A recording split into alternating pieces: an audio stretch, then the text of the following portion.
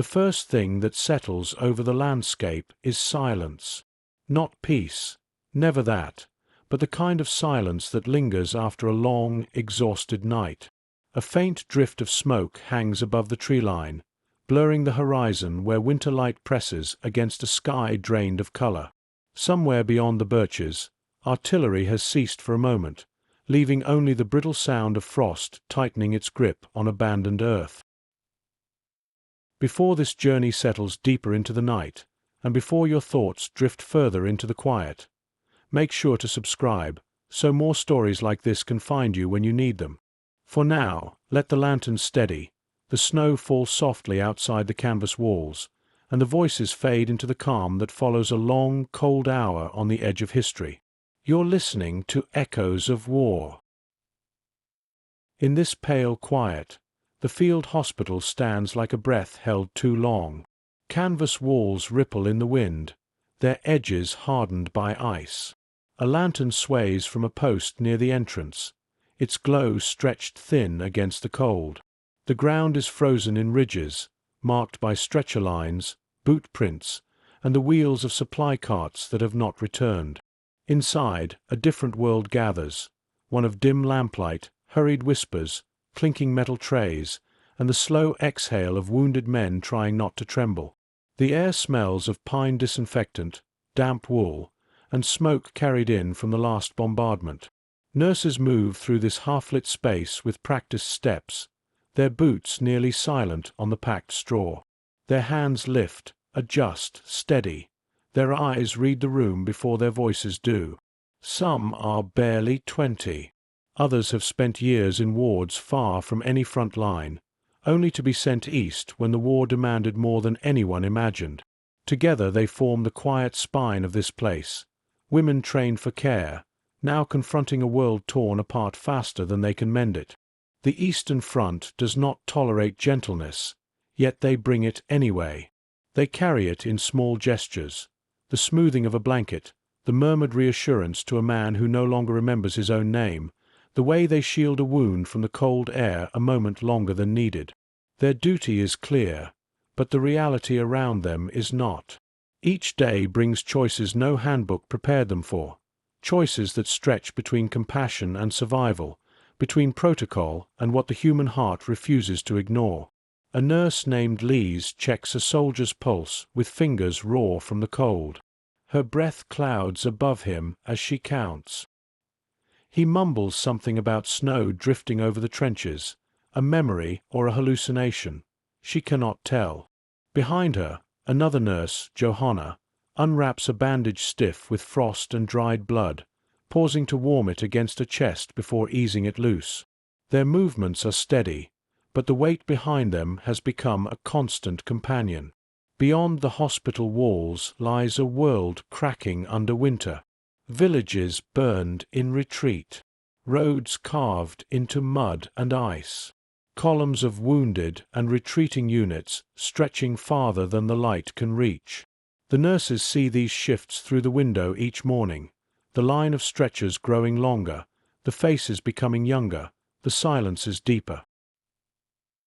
Official orders encourage efficiency, discipline, detachment. But the Eastern Front blurs those lines. A Soviet civilian girl once arrived at the tent's threshold, frostbitten and mute. A German medic hesitated.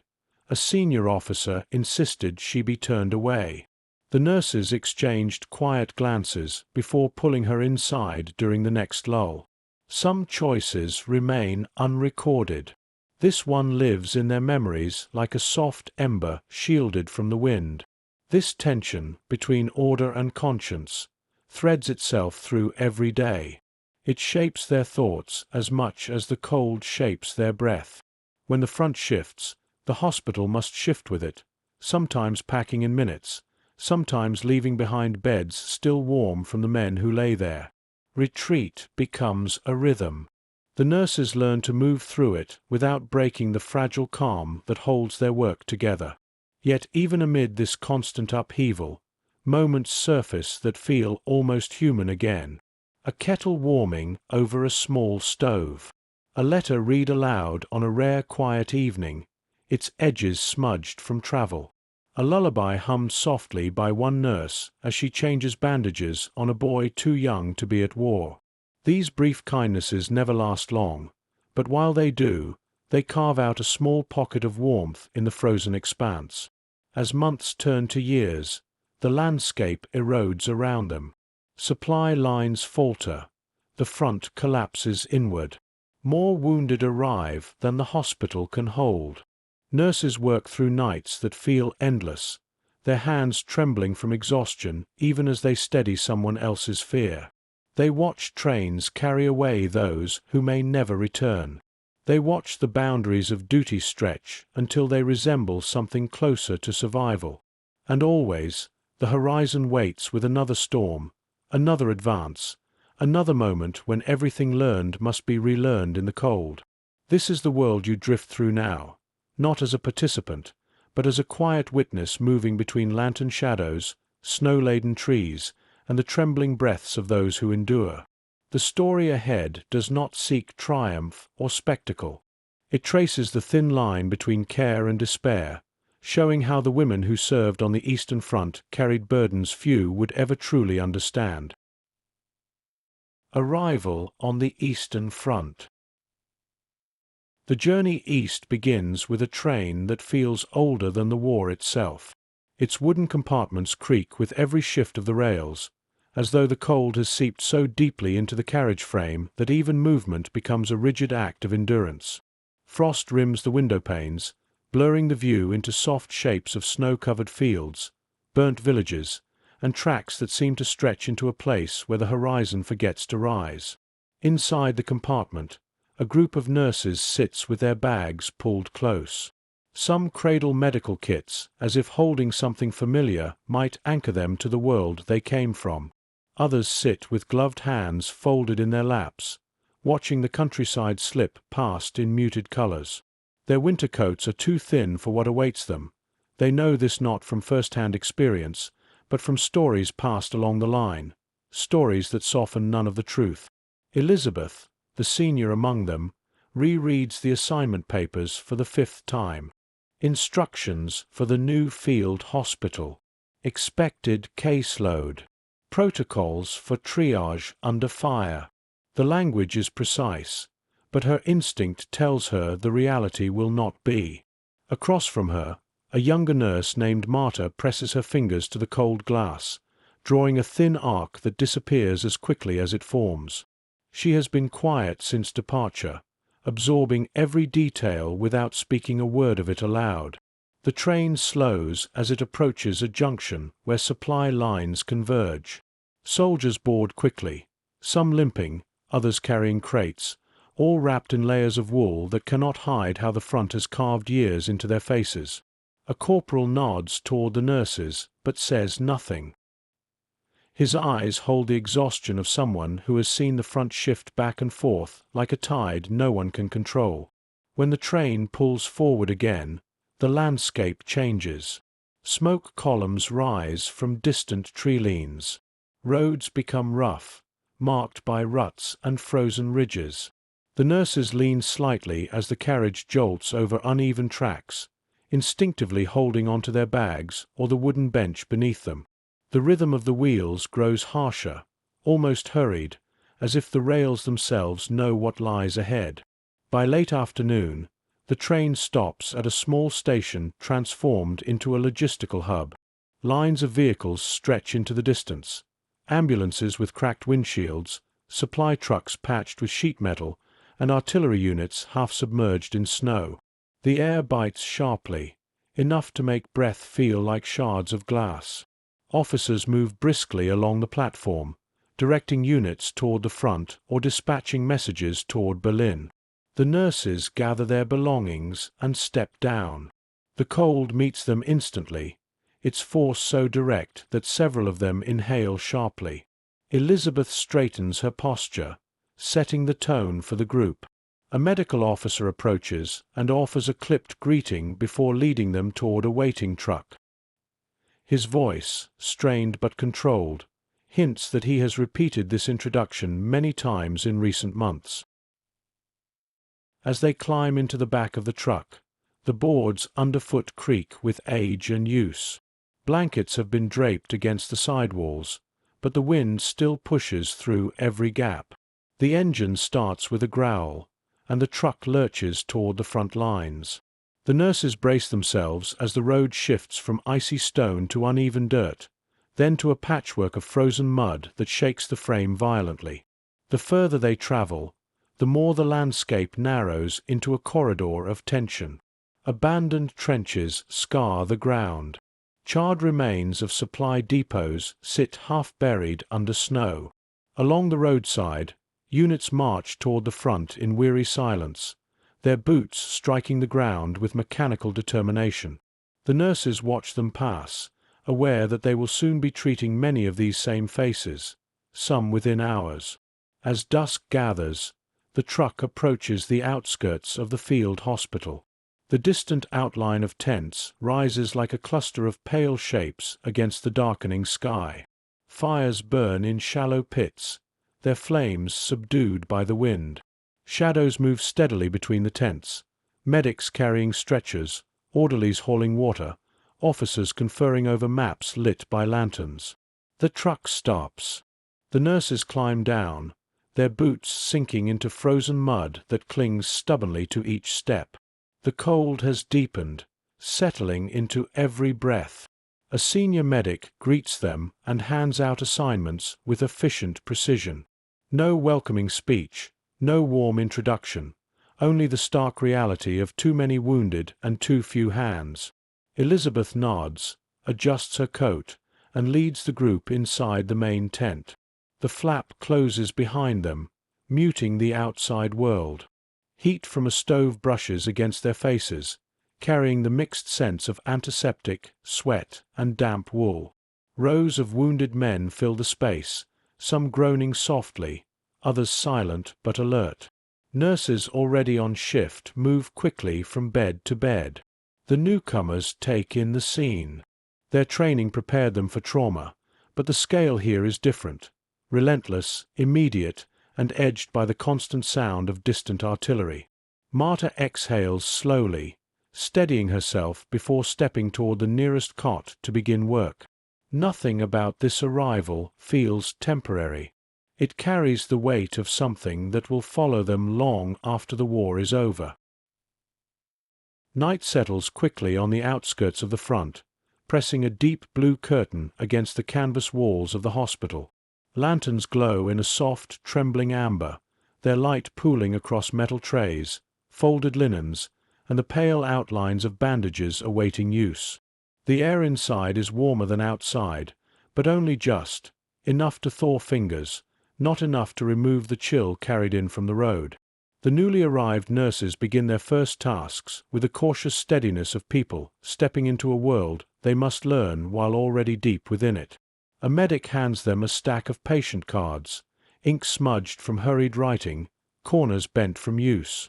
Each card carries a brief summary: name, unit, wound, immediate needs. Some include notes left by previous shifts: stable for now, fever rising, check dressing again at dawn. None of the cards hint at the stories behind the wounds, and yet the women sense them immediately in the silence around each bed. Elizabeth moves first, setting the tone. She approaches a soldier whose leg is splintered with makeshift boards, the gauze beneath already darkening around the edges. His eyes open slowly as she adjusts the blanket covering him. "Nurse," he whispers, the word barely forming. She gives a small nod and begins assessing the dressing, her movements careful but confident.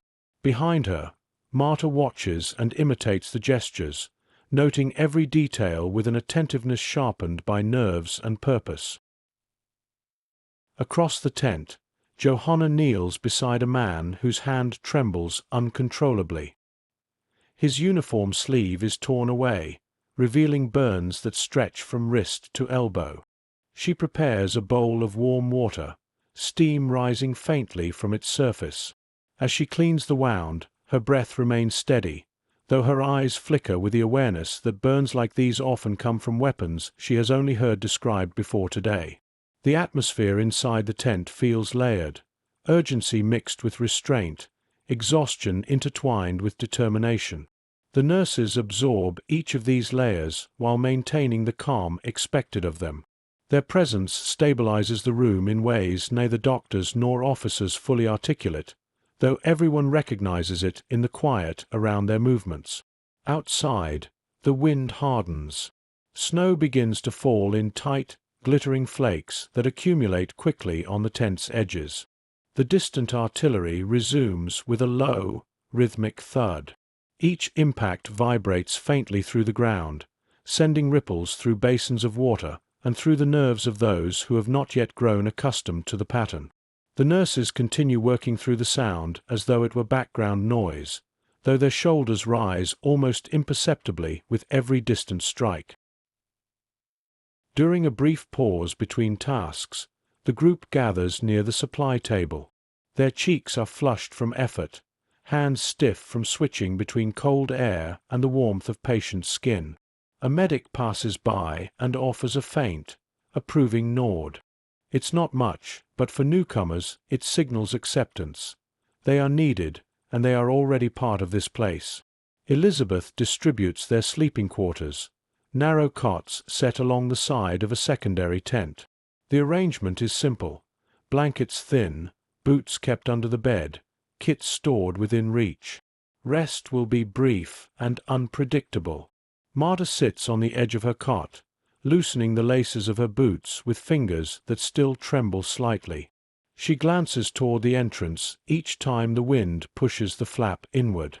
Before they sleep, another wave of stretchers arrives. Lanterns sway with the rush of movement as medics shout for space. The nurses respond instinctively, stepping back into the main tent, their coats half-buttoned, their fatigue postponed. A soldier is carried in with shrapnel embedded along his side. Another clutches a blood-soaked scarf against his abdomen. The tent fills with a low murmur of instructions, breathing, and the rustle of fabric as blankets are pulled into place. This is the moment the nurses fully understand. Arrival is not a single instant but a series of them, each deeper, heavier, more real than the last. The front does not wait for orientation or adjustment. It absorbs them immediately. Hours later, when the last stretcher of this wave has been stabilized, they return to their cots. The wind has quieted. Snow taps softly against the canvas, shaping a muffled rhythm. Marta pulls her blanket up to her chin, the warmth barely spreading as exhaustion overtakes her.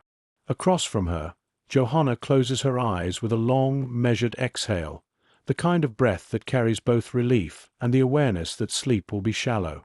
Elizabeth remains awake a little longer. She listens to the distant rumble of artillery merging with the softer sounds of the camp settling into night. The first day has revealed enough to reshape her expectations entirely. She knows the others feel it too, the shift from theory to reality, from training to something far more unforgiving. When she finally lies down, she keeps her boots close. Tomorrow will not wait for the morning light. Inside the field hospital. Morning arrives without sunlight. A low grey weight settles over the camp, spreading across the tents and frozen ground like a heavy breath that refuses to lift. Inside the main hospital tent, the night shift lingers in traces, half-emptied water basins, blankets in need of washing, and the faint echo of groans that rose and fell in the darkness. The nurses begin their day with a routine that already feels familiar, though they have only just arrived. They warm their hands over a small stove, gather their supplies, and check the patient cards clipped at the foot of each bed. The cards have multiplied since the night before. New rows of men occupy cots that were empty only hours ago. Elizabeth moves from patient to patient with practiced calm, her voice steady even when her eyes reveal the strain beneath. She checks fevers, examines wounds for infection, and dictates gentle instructions to the newer nurses. Each assessment requires more than medical skill. It requires judgment shaped by the harsh limits of the front. Supplies are low. Time is limited. Some treatments must wait. Some will never come. Marta assists a medic in redressing a wound that runs deep into a soldier's shoulder. The man clenches his jaw but says nothing. His breath hitches only once when the gauze pulls away from skin. Marta presses a warm cloth against the area, careful to shield the wound from the cold that creeps into every corner of the tent. Her hands remain steady, but her thoughts churn. Nothing in training resembled this. A wound both fresh and days old at the same time, battered by frost and dirt and the weight of retreat. On the far side of the tent, Johanna prepares an injection for a patient developing a dangerously high fever. She draws the solution slowly, watching the syringe fill with clear liquid. The man on the cot murmurs incoherently, reaching toward the air before his arm drops again. Johanna sits beside him, placing a hand on his wrist to calm him before administering the injection. His breathing steadies for a moment. It feels like a small victory, though she knows how fragile it is. Around them, the atmosphere pulses with quiet urgency. Doctors confer in low tones over cases that test the limits of what they can treat in these conditions. Orderlies maneuver between cots carrying bowls of water or stacks of used bandages. A medic sharpens a surgical tool on a whetstone, the rhythmic scraping cutting through the murmur of voices. Every sound, every movement is part of an unending cycle. Stabilize, clean, comfort, reassess, move on. Outside, the cold pushes through the seams of the tent. Breaths emerge in faint clouds. Metal instruments sting at the touch. Even the blankets seem to crackle with frost when unfolded too quickly. The Eastern Front has a way of working against every attempt to create warmth or order. During a brief pause, Elizabeth gathers the nurses near the supply table. She reviews the dwindling stock of morphine, the shortage of fresh bandages, and the ration of antiseptic that must last another 2 days. Their expressions tighten, though none of them question the adjustments she proposes. They have already begun to understand the math of scarcity. A shout from outside breaks the moment. Another ambulance has arrived. Medics rush toward it, pulling open the doors as stretcher teams step forward. The nurses exchange quick glances, then return to their stations. Moments later, a soldier is carried in with a wound that has frozen against his uniform. The fabric must be thawed before it can be removed without worsening the injury. Johanna prepares warm water while Marta adjusts the lantern over the cot. Elizabeth assesses the man's breathing, which comes in uneven bursts. Together they work in a wordless rhythm that forms only under pressure, one warming, one cutting cloth, one steadying the patient. The process is slow and delicate, each movement calculated to avoid further damage. Hours pass this way, though time inside the tent feels suspended. The world becomes a sequence of hands moving through lamplight, faces tightening with pain, and voices offering reassurance that feels both necessary and insufficient. The nurses settle into the flow of this work, knowing that stopping, even for a breath too long, would allow the weight of everything around them to press too hard on the mind. When midday arrives, the hospital tent is as full as it was at dawn. The line of stretchers outside grows longer, and inside, the nurses prepare again, aware that the day's hardest moments have not yet begun. By afternoon, the field hospital settles into a rhythm that is less a schedule and more a continuous current. New wounded arrive every hour. Those stabilized in the morning require reassessment. The nurses move through each shift without the usual markers of time. No clear beginning, no natural pause, only the slow drift of lantern light as day fades toward evening. Marta begins her next round with a soldier whose breathing has become shallow. His chest rises unevenly beneath the blanket, each inhale a struggle between instinct and exhaustion. She soaks a cloth in warm water and wipes the grime from his face, careful not to jostle the fractured ribs beneath her hands. His eyes flicker open briefly.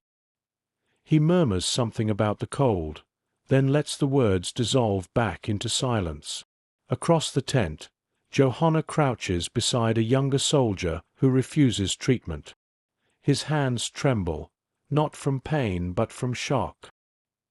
His uniform is shredded in places where shrapnel cut dangerously close to the bone. Johanna speaks to him softly, asking simple questions to keep him anchored. Her voice carries a warmth foreign to the frigid air around them. Eventually, he loosens his grip on the torn sleeve, allowing her to begin cleaning the wound. Small concessions like these feel as significant as major medical decisions. A doctor calls for Elizabeth. She crosses the tent quickly, her boots brushing against straw that has begun to frost over near the entrance. On a nearby cot lies a man with a deep abdominal injury. The doctor gestures toward the wound, explaining the situation in a tone that blends urgency with resignation. Surgery is needed, but the conditions are poor. Light is limited, instruments are few, and infection has already taken hold. Elizabeth listens, then helps prepare the area. A canvas sheet is hung to shield the patient from the cold draft. Lanterns are brought closer, their flames wavering in the disturbance of movement.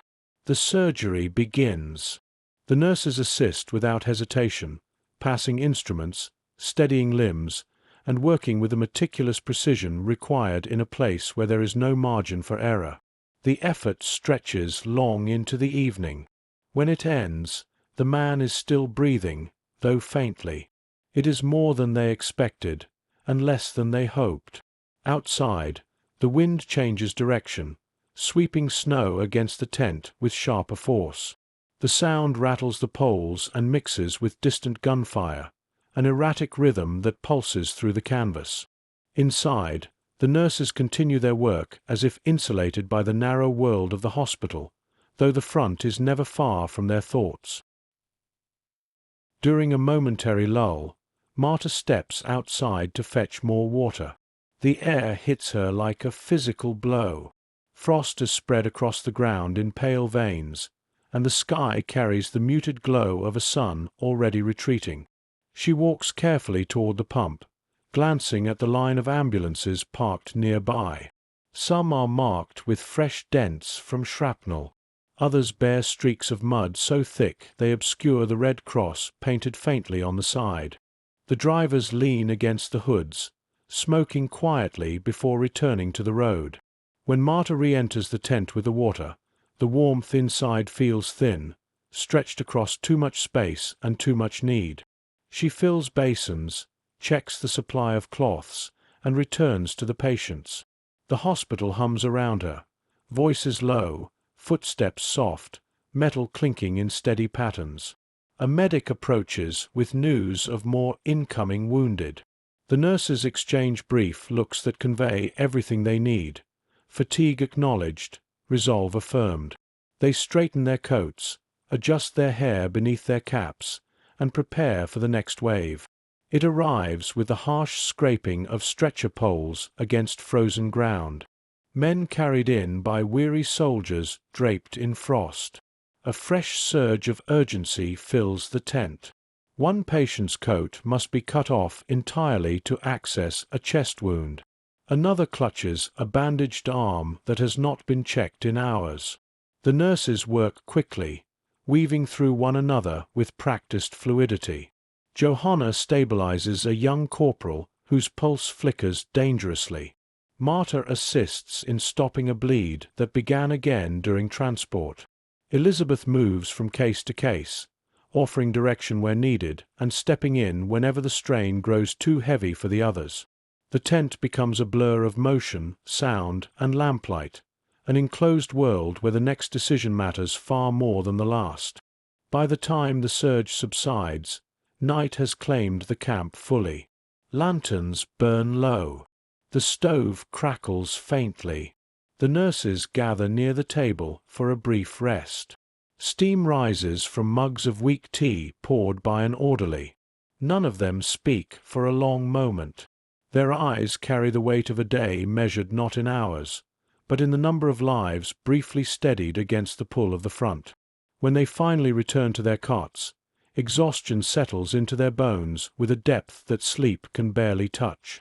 Outside, snow continues to fall, covering tracks, footprints, and the sharp angles of the camp in a soft, deceptive calm. Inside, the women drift into uneasy rest, knowing that at dawn, the field hospital will wake again with the same relentless needs. Moral pressure. The third week on the Eastern Front begins with a quiet tension that does not come from artillery or winter storms. It comes from the shifting expectations that press silently against the work inside the field hospital, expectations shaped not by medicine, but by ideology. Orders arrive before dawn, delivered by an adjutant whose boots still carry frost from the morning march. He salutes stiffly and hands Elizabeth a folded packet sealed with the unit stamp. She opens it beneath the dim lantern, her breath hovering in the cold air. The directives are clear. Prioritization must align with operational needs. Treatment is to be rationed accordingly. Civilian cases are to be reported immediately for clearance before aid is offered. The language is crisp, distant, and unsettling. It reduces human need to categories that fit neatly into a chart, but not into the reality surrounding the hospital. When Elizabeth finishes reading, she presses the papers flat against the table and glances toward the other nurses. Their faces reflect the same quiet understanding. They have been navigating these tensions since arrival, but now the rules are written plainly, leaving less room for discretion. Later that morning, a local family approaches the perimeter. 2 adults and a child, bundled in patched coats, walk carefully toward the entrance. A medic steps forward, blocking their path. The man speaks in hurried, accented German, gesturing toward the child whose leg is badly swollen beneath layers of cloth. The medic hesitates, caught between the direct order and the instinct to help. Elizabeth watches from inside the tent. She cannot hear the exchange, but the sight alone creates a knot in her chest. Eventually, the family is turned away. The father bows his head, and they retreat toward the tree-line, disappearing into the snow. No one speaks of it. The silence that follows feels heavier than the cold. Inside, the nurses attempt to regain the rhythm of their duties. Marta checks a feverish patient, adjusting a damp cloth on his forehead. Johanna prepares bandages at the supply table, her movements careful but distant. They continue their work because stopping is not an option, and because the hospital is full of men whose survival depends on the speed and precision of their hands. But the moment outside lingers. It becomes a shadow that follows them across the ward. Later in the day, an officer arrives with a question that lands sharply. How much morphine remains, and can any of it be spared for frontline officers? The request does not mention rank explicitly, but the implication is unmistakable. The supply is already low, dangerously low. Elizabeth answers carefully, her tone composed, though her eyes reveal the calculations she is forced to make behind them. After the officer leaves, Johanna whispers, "We'll run out before the next supply train." Elizabeth nods. "We'll manage until then." But they all know what manage truly means, choosing who receives relief and who must endure without it. In the late afternoon, a group of new casualties arrives, men from a nearby engagement that collapsed faster than expected. Among them is a soldier with a deep leg wound, shrapnel embedded dangerously close to the artery. A doctor examines him, then glances at the dwindling stock of anesthesia. He murmurs instructions to Elizabeth, his voice thin. They will have to improvise, rationing what little they have left. The procedure begins. Marta holds a lantern steady while the doctor works with intense focus. The patient bites down on a strip of cloth, his body trembling beneath the blankets. The nurses move quickly, their faces set with determination and quiet grief. It is not cruelty that shapes this moment. It is scarcity, sharpened by the moral constraints closing in on every side. When the procedure ends, the patient is stabilized, but the room carries a new strain. The nurses exhale slowly, each of them aware that this is only the beginning of the compromises they will face. That evening, a senior officer visits the hospital to inspect the facility. His coat is clean, his gloves unworn, his expression severe. He praises the efficiency of the staff, then warns them about unauthorized compassion. The phrase hangs in the air like frost that refuses to melt. He expects discipline. He expects compliance. After he leaves, no one speaks for several minutes. The tent feels smaller, the lantern light dimmer. Elizabeth finally breaks the silence. "Our work continues," she says softly. It is both reassurance and reminder. The nurses nod. They know what she means. Rules may tighten around them, but they will still find ways to uphold the quiet humanity that carries them through each hour. Outside, night gathers. Snow begins to fall again, slow, drifting flakes that erase tracks and soften the world in pale light. Inside, the nurses continue their rounds, guided not only by orders but by the steady, stubborn instinct to mend what the war is breaking. The next morning begins with a pair of soldiers escorting a wounded man into the tent, a Soviet prisoner captured during a night skirmish. His wrists are bound loosely with cloth, more symbol than restraint, but the guards remain close. His face is pale beneath streaks of dried mud, and his uniform hangs stiff with ice. A bullet wound marks his shoulder, and blood has seeped through the fabric in dark, stiff patches. A doctor approaches, his expression unreadable. Protocol dictates that prisoners receive basic care only after all German soldiers are stabilized. Yet the tent is full, and there is no clear sequence to follow. The nurses glance toward one another, each weighing the unspoken question. Johanna steps forward first. She motions for the guards to bring him to an empty cot, the closest thing to a neutral corner in the crowded tent. The guards hesitate, then comply, their eyes fixed on the prisoner. Johanna begins cutting away the frozen uniform, using warm cloths to loosen the fabric without tearing skin. When the man flinches, she murmurs a few words, not in his language, but with a tone that softens his breath. Elizabeth joins her, giving quiet instructions. Together they assess the wound, which is serious but treatable. A guard shifts uncomfortably as they work, glancing toward the entrance as if expecting someone to intervene. The tension in the tent grows dense enough to feel in the air. Moments later, an officer appears. He pauses, taking in the scene. His jaw tightens. "Finish with the others first," he says sharply. Elizabeth turns, her voice steady. "He will bleed out before then." The officer's brow furrows. There is a brief, brittle silence where authority and conscience collide. Finally, he gives a curt nod, permission given only because denying it would cause immediate death, and the consequences of that would complicate the day's logistics. The nurses continue working. The officer leaves without another word. The guards exhale in relief they do not admit aloud. These moments accumulate, small decisions, each one bending the rigid structure imposed on them.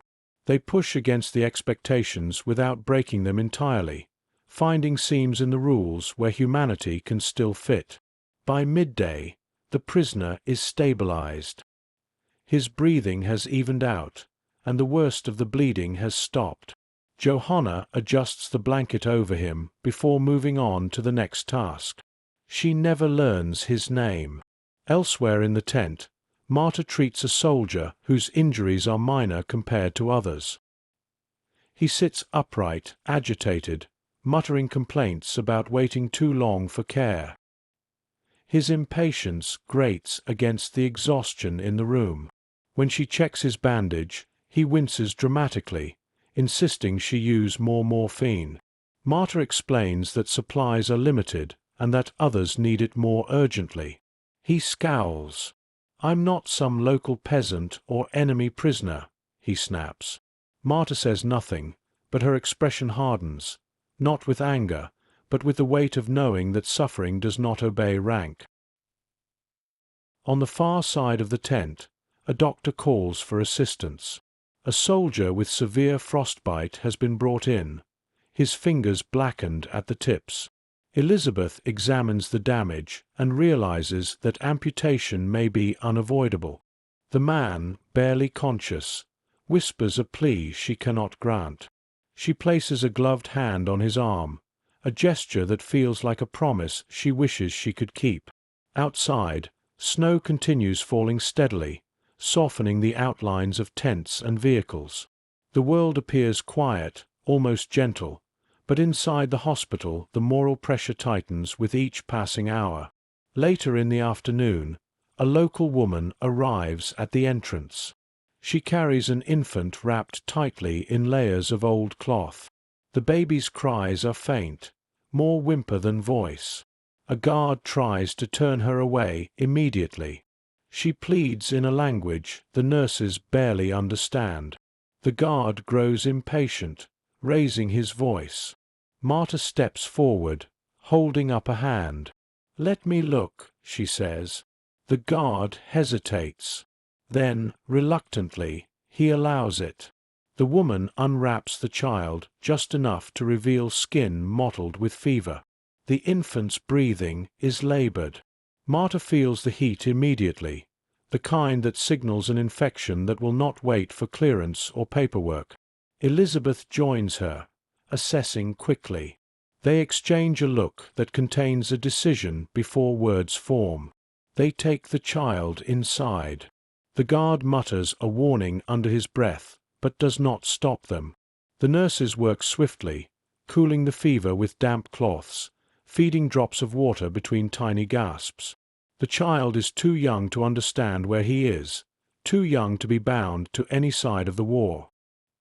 His mother waits outside, clutching the edge of the tent as if holding on to the only thing keeping her upright. Hours pass before his breathing steadies. He begins to cry, louder this time, with more life in the sound. The nurses exhale with relief. The mother is brought inside and nearly collapses with gratitude. No one reports the incident. No one asks them to. That night, the nurses gather at their cots, the lantern dimmed to a soft glow. Their faces reflect the weight of the day's choices. Each decision made in quiet defiance, each carried with quiet responsibility. They know the rules. They know the risks. But they also know what happens if compassion is extinguished completely. The front takes enough as it is. Winter, infection, frostbite, and quiet death. Winter tightens its grip on the Eastern Front with a kind of merciless patience. The cold no longer arrives as a sudden force. It settles gradually, seeps into everything, and reshapes the rhythm of the hospital. Frost gathers on canvas seams. Water freezes in buckets if left unattended for more than a few minutes. Breaths hang in the air long enough to resemble ghostly threads drifting past the lanterns. Inside, the nurses wrap scarves beneath their coats and warm their hands over the stove whenever the opportunity allows. Even so, fingertips remain numb, knuckles reddened from the constant battle against the cold. Instruments chilled by the air must be warmed before use. Blankets stiffen if left too close to a draft. Patients' skin grows pale and brittle, as if winter itself has drained the life from them. Infection becomes the enemy's silent ally. Wounds that seemed manageable only days ago darken at the edges. Fevers rise unpredictably.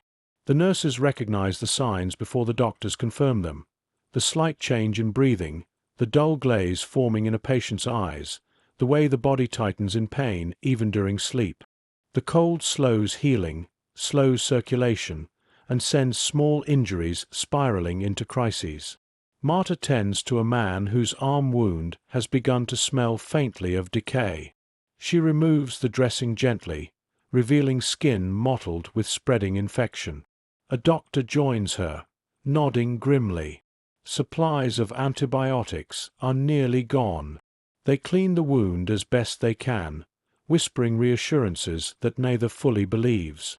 The man's gaze flickers between them, the fear in his eyes softened only by exhaustion. Across the tent, Johanna checks on a row of soldiers suffering from frostbite. Their fingers and toes have turned shades of blue and black, the damage concealed beneath stiff wool. She works with careful patience, warming their extremities slowly to avoid worsening the injury. Some of them groan as sensation returns, others remain quiet, too numb or too weak to react.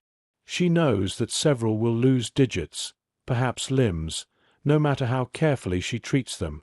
Elizabeth moves through the ward with steady determination. The cold exacerbates everything: pain, swelling, infection, dehydration. Her voice stays calm, but her breath quickens with a strain of constant decisions. She listens to each patient, evaluates their condition, and adjusts treatment plans with a practicality honed by necessity. There is no room for hesitation when the margin between survival and decline has become so narrow. Outside, the wind sharpens. It cuts through the camp, rattling tent poles and driving snow into drifts that bury supply paths. Ambulances struggle to navigate the frozen roads. Sometimes they arrive with engines steaming from the effort. Other times they arrive too late. The nurses watch the doors open, bracing themselves for what comes next. One evening, a stretcher team brings in a soldier found half buried in snow after a failed retreat. His face is pale blue, and his lips are cracked from the cold. When Marta checks his pulse, she finds it faint and irregular. They work quickly to warm him, stroking his limbs, wrapping him in heated blankets, and placing hot water bottles along his torso. For a moment, his breathing deepens. Then it falters again. The team continues until the doctor quietly signals for them to stop. Marta folds the blanket over his chest with slow, deliberate hands. She steps back, letting the silence settle around the cot. Winter has claimed another life without sound or struggle, only the slow, inevitable pull of cold. As night falls, the hospital tent glows with a dim amber light. The nurses move through the narrow aisles with heavy steps, their shadows stretching long across the floor. The stove flickers weakly, unable to fight the cold pressing against the canvas from all sides. Even within the warmth, the air feels thin, brittle, fragile. Winter on the Eastern Front is not simply a season. It is a force that shapes every hour, every decision, every breath. And the nurses, caught between duty and horror, carry on, steadily, quietly, and with a resilience that even the cold cannot fully extinguish. Nights become the true test of endurance. The cold deepens after sundown, settling so completely that even the lantern flames seem subdued beneath its weight. Every sound inside the tent is sharper: the crackle of the stove, the shallow breathing of the wounded, the soft rustle of blankets being adjusted. The nurses move through the narrow rows with deliberate care, each step measured to avoid jostling those who sleep fitfully beneath the haze of pain. Marta checks on a soldier whose fever has spiked since afternoon. His forehead burns beneath her touch, though the air around him remains freezing. She wets a cloth and places it gently against his skin, whispering a few calming words as he stirs. His delirium returns in waves. He mutters names, some familiar, some lost to memory, before sinking back into a trembling stillness. Infection has carved its path deeper into him, and she knows that the next hours will determine whether he survives the night. At the far end of the tent, Johanna listens to the labored breathing of a man with severe pneumonia. His chest rises sharply, then collapses with a rattling exhale. She adjusts his position carefully, propping him up against folded blankets to ease the strain on his lungs. When he opens his eyes, their glassy sheen reflects the recognition of someone aware of how close the end may be. Johanna offers water, steadies the cup as he sips, and remains with him longer than protocol dictates. Some patients need presence as much as medicine. Elizabeth makes her rounds, lantern in hand. The circle of light reveals every detail: frost forming along the tent seams, pools of condensation around the stove, the subtle tremor in her own fingers each time she adjusts a dressing. She pauses beside a soldier who has slept almost uninterrupted for 12 hours, too long for comfort. She checks his pulse and finds it faint but steady. Exhaustion, not infection, has claimed him. For now, rest is the only treatment available. Outside, the storm intensifies. Snow strikes the canvas in relentless waves, creating a rhythmic tapping that fills the spaces between lamplight and breath. The wind howls across the camp, pulling at ropes and threatening to collapse the thinner tents.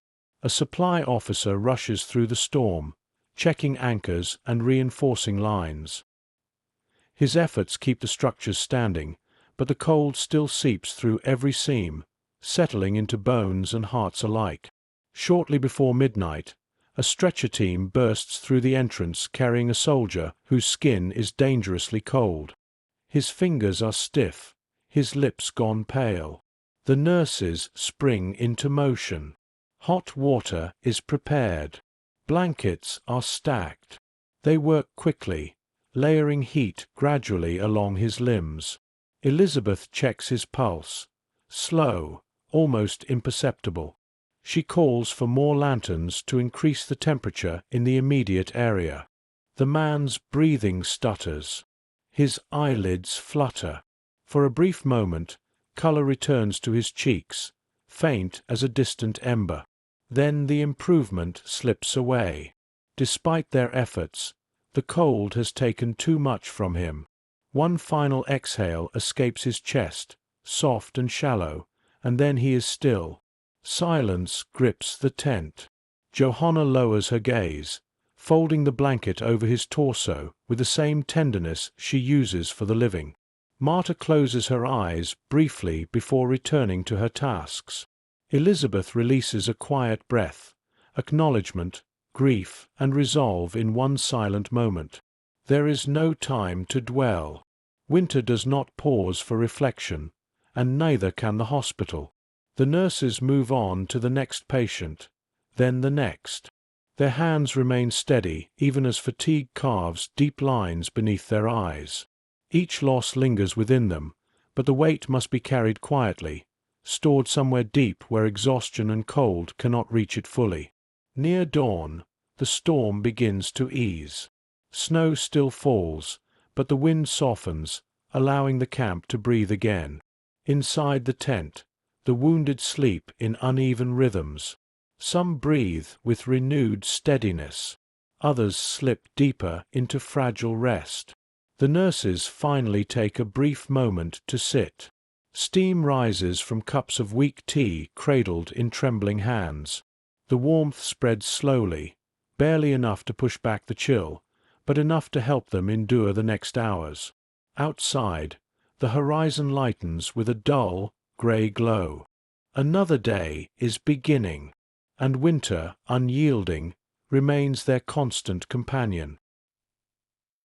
Treating civilians, beneath orders and fear. By midwinter, the lines between soldier and civilian blur beneath the pressure of the front. Villages around the camp have emptied slowly, some from evacuation, others from the silent insistence of hunger and cold. The civilians who remain drift toward the field hospital in small, hesitant groups. They come bundled in threadbare coats, carrying injuries wrapped in cloth and fear held tightly beneath their breath.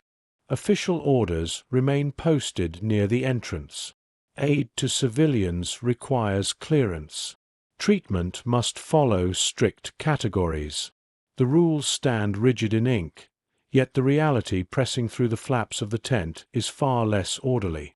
The first to arrive on this particular morning is an elderly man whose hands shake uncontrollably. Frostbite darkens the tips of his fingers. He tries to explain himself through broken German, apologizing as though seeking forgiveness simply for existing near the camp. The guard at the entrance raises a hand to stop him, glancing toward the posted directives. Marta, on her way back from the supply tent, pauses. She studies the man's face, lined by age, hollowed by cold, and sees a fear that needs no translation. With a quiet nod, she guides him inside despite the guard's hesitation. He mutters a warning about the rules, but does not interfere further. Inside, warming lamps glow faintly against the pale canvas. Johanna examines the man's hands with gentle precision. The frostbite is advanced, but not yet irreversible. She warms his fingers slowly, wrapping them in cloths heated over the stove. His breathing steadies.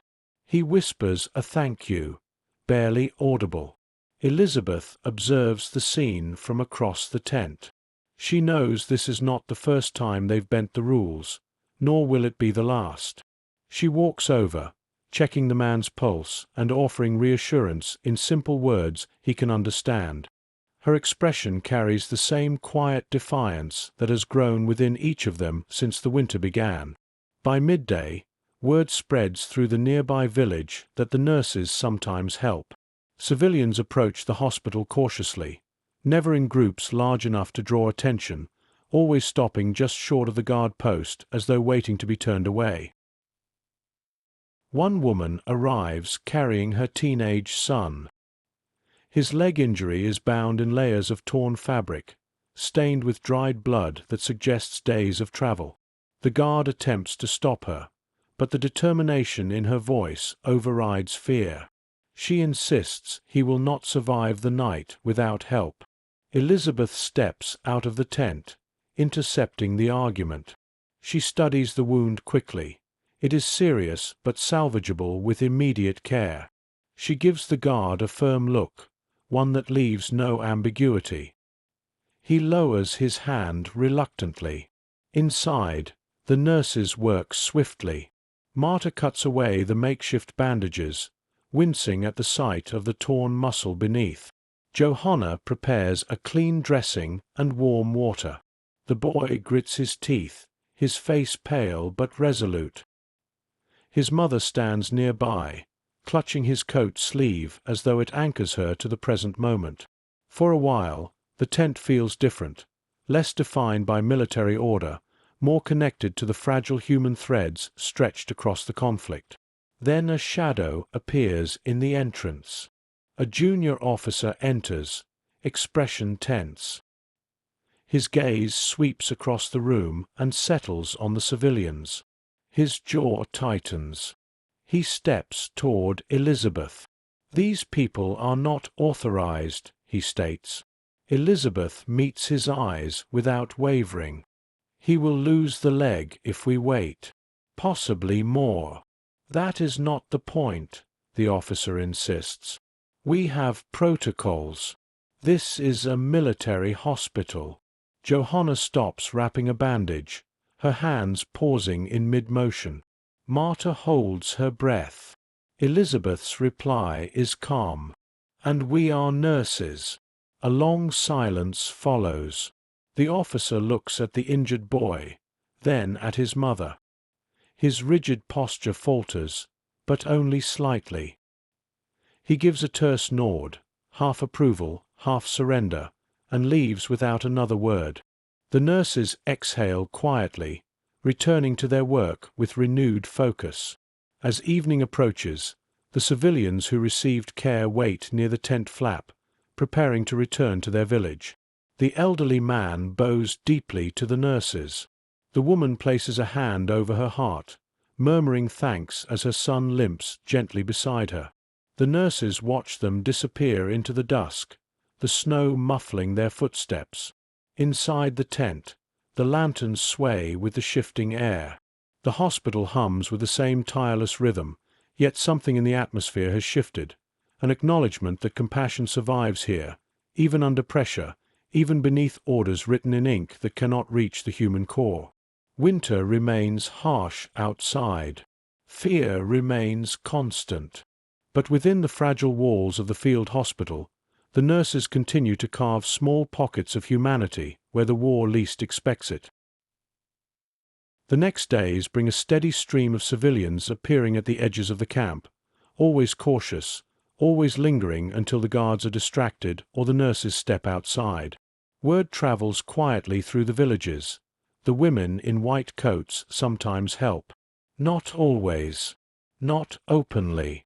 But enough that hope begins to flicker in places where winter has extinguished nearly everything else. That hope draws people forward despite the risks. One afternoon, a man arrives carrying his wife on a wooden sled. Her breathing is shallow, her face flushed with fever. Snow has gathered in her hair, melting slowly along the strands. The guard shakes his head immediately, pointing back toward the forest path. Regulations are clear. The hospital is overstretched. Resources are low. Civilians must go elsewhere, though there is no elsewhere left. Elizabeth hears voices raised near the entrance and steps outside. The man pleads in broken German, gesturing toward his wife. His words scrape through the cold air like something fragile on the verge of breaking. Elizabeth takes one look at the woman's condition and signals for Marta and Johanna. The guard tries to intervene. "We can't." Elizabeth interrupts softly but firmly. "We can." Her tone does not invite argument. The woman is brought inside on the sled, her body wrapped tightly in blankets. As they lift her onto a cot, she shivers uncontrollably, her breath rattling with each exhale. Marta checks her temperature, dangerously high. Johanna prepares warm water while Elizabeth gathers what remains of their limited fever treatments. Supplies dwindle, yet the nurses make decisions based on need rather than nationality. Hours pass as they work in quiet coordination. They cool her skin with damp cloths, coax small sips of water past her cracked lips, and adjust her position to ease her breathing. The fever begins to break slowly, as though winter itself is unwilling to release its grip. Her husband waits outside the tent flap, hands clasped in prayer or fear, hard to tell where one ends and the other begins. The woman eventually stabilizes, her breathing deepening until it finds a steady rhythm. When Elizabeth steps outside to inform the husband, he nearly collapses from relief. He bows repeatedly, overwhelmed, trying to speak but losing words to emotion. She places a hand on his shoulder. For a moment, the war feels distant. Not long after, however, tension returns. A higher-ranking officer arrives unannounced for an inspection. His uniform is immaculate, boots polished despite the mud outside. He notices the civilian presence almost immediately. His expression hardens, eyes narrowing. "These people should not be here," he states. "We have clear directives." Elizabeth stands before him, posture calm but resolute. "They would not survive without help. That is not our concern." "It is mine," she replies. The officer's jaw tightens. A silence stretches between them, filled with the quiet hum of lanterns and the distant wail of the wind. The nurses continue working, their hands steady despite the tension. They do not look up, but the air in the tent becomes charged with held breath. Finally, the officer exhales sharply. "Do not let this become routine," he warns before turning away and exiting into the cold. His footsteps crunch into the snow until the sound disappears. No one speaks for several minutes. Only after the tent flap settles does Marta release the breath she has been holding. Johanna returns to her tasks, her movements slow and thoughtful. Elizabeth closes the ledger gently, as though sealing the moment away. That night, more civilians approach, small figures moving like shadows between the trees.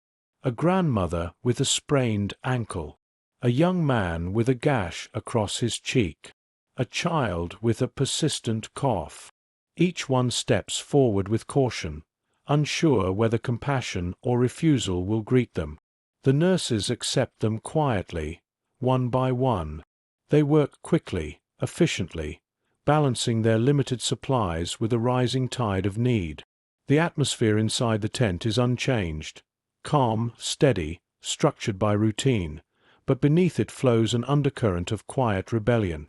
The nurses continue offering care despite pressure, despite rules, despite fear.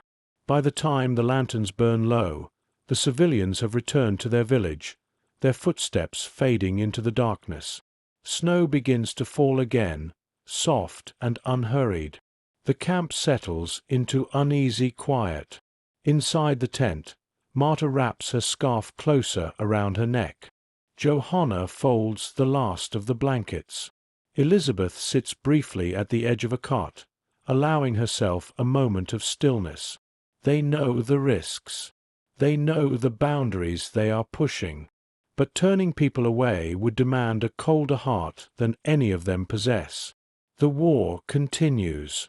Winter deepens, and the nurses hold their fragile line of compassion against forces trying to narrow it. Retreat. Hospitals on the move. Retreat begins not with an order shouted across the camp, but with subtle shifts that accumulate over days. Supply routes thin until they resemble threads stretched too far. Ambulances arrive coated in mud that has frozen into rigid layers, their engines straining against the cold. Messages from nearby units grow shorter, more urgent, less certain. The nurses feel the change before anyone names it. Something in the air tightens, fear without form, movement without direction. Then the orders arrive. They come at dawn, carried in by an officer whose face is drawn and pale from lack of sleep. The front has buckled. Lines are shifting westward. The field hospital must prepare to relocate, quickly, efficiently, and without leaving behind anything that could aid the enemy. The nurses exchange quiet glances. They have seen retreat in small doses before, temporary evacuations, hurried relocations after heavy bombardments. But this is different. The tone in the officer's voice holds a gravity that reaches beyond the hospital walls. Within moments, the camp erupts into motion. Medics dismantle tent supports with numb hands. Orderlies load crates of supplies onto wagons. Doctors review charts, marking which patients can be moved safely and which must be stabilized before transport. The nurses move between tasks with an urgency sharpened by cold and uncertainty. Elizabeth coordinates the most critical cases. She reviews each patient's condition, making decisions that weigh survival against mobility. Some men are strong enough to endure the journey. Others need immediate intervention just to withstand transport. A few remain in the narrow margin where the decision is painful either way. Marta and Johanna prepare the patients for evacuation. They secure dressings, tighten blankets against the cold, and adjust splints so they will not shift during travel. The tent fills with the sounds of hurried breathing, creaking carts, and the sharp snap of canvas being folded down. Outside, the wind cuts across the camp, lifting loose snow into spiraling patterns. The sky carries the low hum of distant artillery, closer now, more insistent. Retreat is no longer an abstract directive. It is a necessity pressed into the soil beneath their feet. A convoy forms near the road, supply wagons, medical trucks, and a few battered ambulances. Horses snort clouds of steam, stamping their hooves against the frozen ground. Drivers tighten harness straps and check wheels stiffened by ice. The nurses load the first group of patients into the ambulances, bracing them with blankets and spare clothing. As they work, a new dilemma arises. A local family approaches the edge of the camp. 3 children and their mother, faces pale with fear. They plead softly, pointing toward the forest where fighting has intensified. They ask to travel with the convoy. The guard hesitates, torn between orders and instinct. The nurses know what official directives say. Civilians are not to be taken during retreat. Elizabeth approaches them. She crouches to meet the mother's eyes. The desperation there is unmistakable. Taking them will slow the convoy. Leaving them will expose them to danger they cannot outrun. She makes a choice. "Stay close to the rear wagon," she murmurs. "Do not fall behind."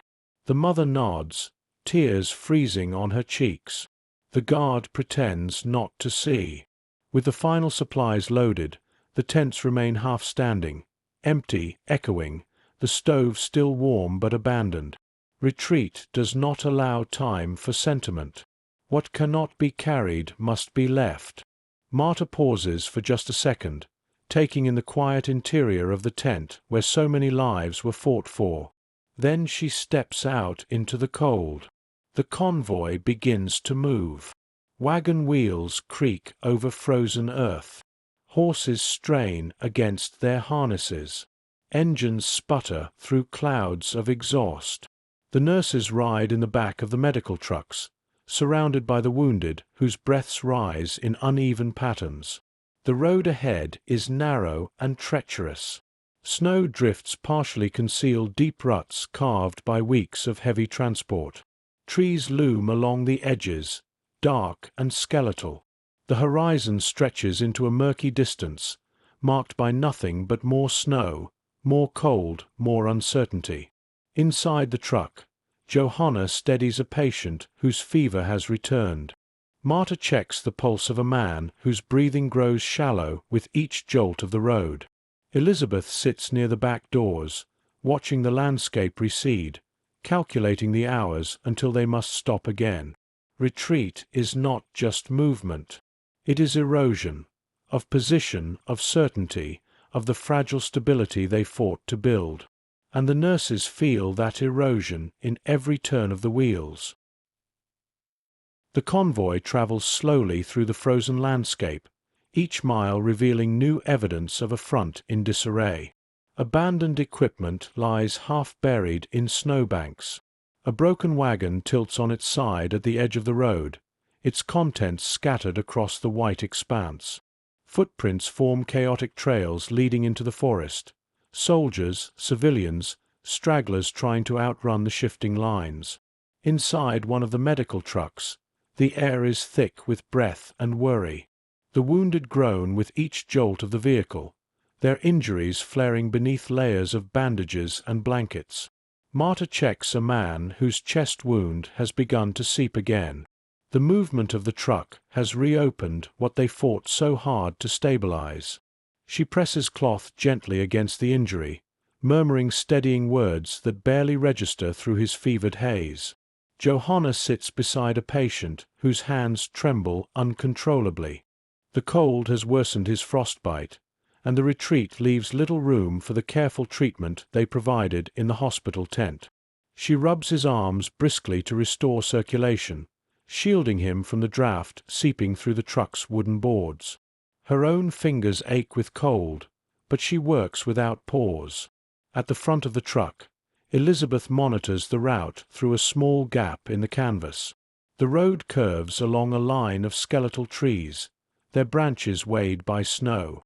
She watches for signs of danger, shell craters, blocked paths, or movement in the distance that could indicate enemy patrols.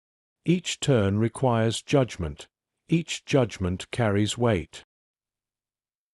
As evening approaches, the convoy halts near a wooded clearing. The horses are exhausted, and the engines need rest before freezing. The wounded must be checked again. The nurses climb out into the brittle air, boots sinking into fresh snow. Their breaths form brief clouds before vanishing.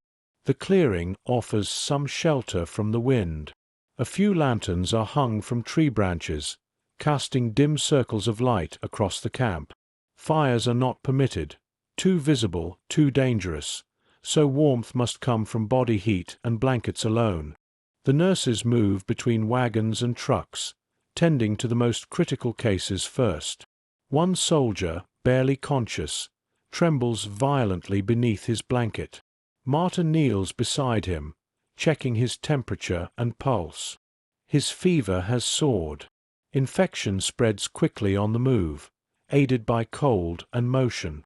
She prepares warm cloths and places them along his neck and chest, hoping to draw down the heat that threatens to overwhelm him. Nearby, Johanna examines a man whose leg wound has grown pale around the edges, an early sign of tissue dying from the cold. She massages warmth back into the skin with steady hands, speaking softly to keep him alert. The lantern above them flickers in the wind, the shadows shifting across her face in quiet patterns of determination and worry. Elizabeth confers with the doctor about reorganizing the patients for the next stage of travel.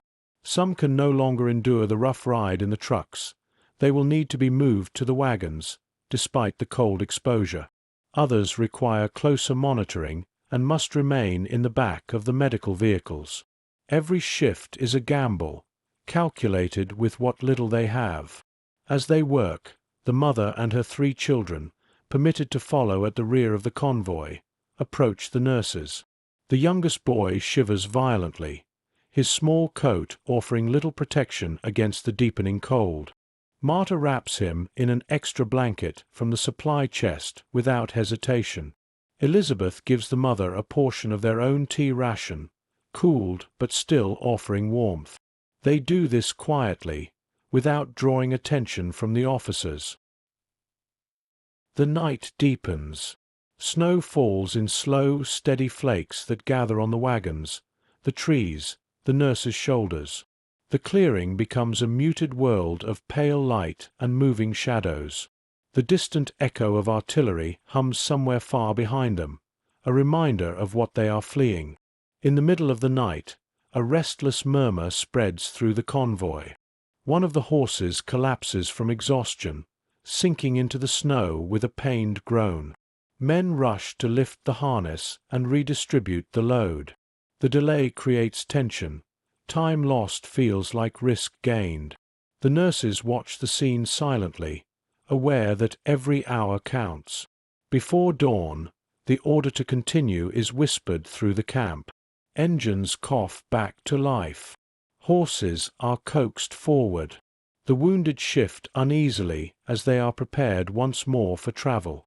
The nurses take their positions inside the trucks, pulling blankets tighter around their shoulders. As the convoy begins to move again, the clearing falls behind them, lanterns extinguished, footprints already softening beneath fresh snow.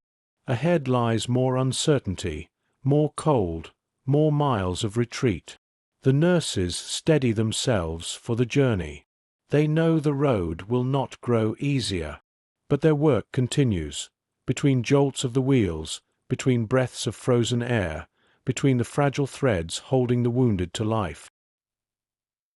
The collapse, overrun by the Red Army. Collapse approaches long before anyone speaks its name. It begins as a distant vibration underfoot, a faint resonance that travels through the frozen ground before reaching the ear. At first, it could be mistaken for wind or artillery far off, but over the course of days it grows steadier, clearer, closer. The Eastern Front is shifting again, not by meters but by entire stretches of land. Rumors move faster than orders. Soldiers whisper about breakthroughs, about encircled divisions, about villages swallowed overnight by the advancing Red Army. Wagon drivers exchange uneasy glances, their voices low as they tighten reins already frayed by winter. The nurses hear fragments of these conversations while tending to the wounded, each fragment adding subtle weight to the air. The convoy continues westward, but progress slows with every mile. Roads vanish beneath drifts of snow, forcing detours through forest paths barely wide enough for a wagon. The horses struggle. Engines shiver and stall. The nurses brace patience constantly as the trucks jolt over frozen roots and buried debris. Elizabeth senses the change most acutely. Reports become inconsistent. Messages contradicted. Officers tense. She recognizes the pattern from earlier retreats but feels the magnitude now. Something larger, something final beginning to unfurl. One morning, as the convoy crosses an open field glazed with ice, distant booms ripple through the air. Not the muffled artillery of long-range exchanges. This is closer, sharper, rolling toward them like a tide. Soldiers stop mid-motion.